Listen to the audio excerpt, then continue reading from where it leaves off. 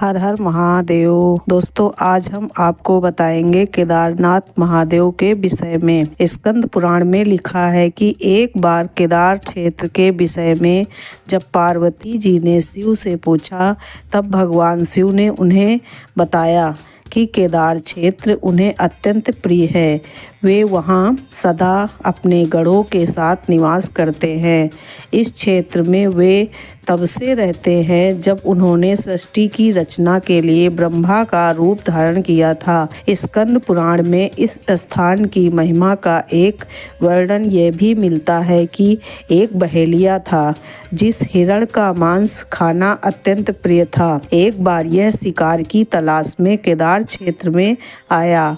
पूरे दिन भटकने के बाद भी उसे शिकार नहीं मिला। संध्या के समय नारद मुनि इस क्षेत्र में आए तो दूर से बहेलिया उन्हें हिरण समझकर उन पर वाण चलाने के लिए तैयार हुआ। जब तक वह वाण चलाता सूर्य पूरी तरह डूब गया। अंधेरा होने पर उसने देखा कि एक सर्प मेढक को निगल रहा था। मृत होने के बाद मेढक शिव रूप में परिवर्तित हो गया। इसी प्रकार बहेलिया ने देखा कि एक हिरण को सिंह मार रहा है। मृत हिरण शिव गढ़ों के साथ शिवलोक जा रहे हैं। इस अद्भुत दृश्य को देखकर बहेलिया हैरान था। इसी समय नारद मुनि ब्राह्मण वेश में बहेलिया के समक्ष उपस्थित हुए। बहेलिया ने नारद मुनि से इन अद्भुत दृश्यों के विषय में पूछा। नारद मुनि ने उसे समझाया कि यह अत्यंत पवित्र क्षेत्र है। इस स्थान पर मृत होने पर पशु पक्षियों को भी मुक्ति मिल जाती है। इसके बाद बहेलिया को अपने पाप कर्मों का स्मरण हो आया कि किस प्रकार उसने पशु पक्षियों की हत्या की है। बहेलिया ने नारद मुनि से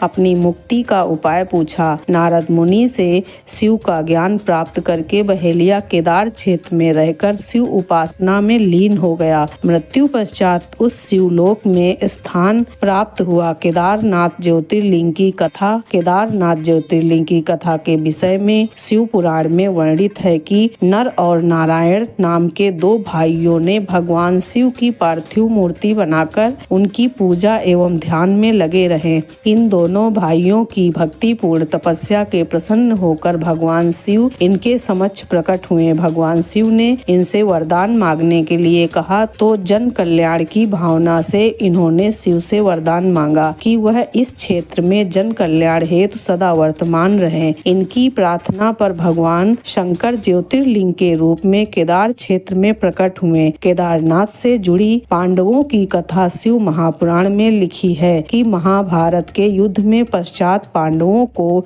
इस बात का प्रायश्चित हो रहा था कि उनके हाथों उनके अपने भाई बंधुओं की हत्या हुई। वे इस पाप से मुक्ति पाना चाहते थे। इसका समाधान जब इन्होंने वेद व्यास जी से पूछा तो उन्होंने कहा कि बंधुओं की हत्या का पाप तभी मिट सकता है जब शिव इस पाप से मुक्ति प्रदान करेंगे।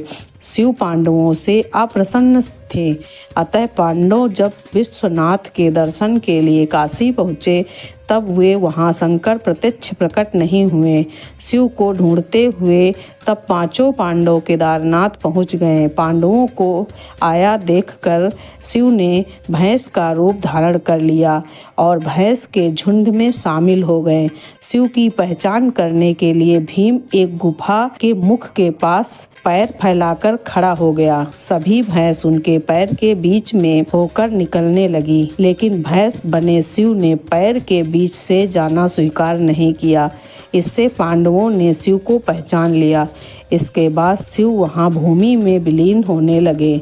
तब भैंस बने भगवान शंकर को भीम ने पीठ की तरफ से पकड़ लिया। भगवान शंकर पांडवों की भक्ति एवं दृढ़ निश्चय को देखकर प्रकट हुए तथा उन्हें पापों से मुक्त कर दिया। इस स्थान पर आज भी द्रौपदी के साथ पांचों पांडवों की पूजा होती है। यहाँ शिव की पूजा भैंस के पृष्ठभाग के रूप में तभी से चली आ रही है। हर हर महादेव।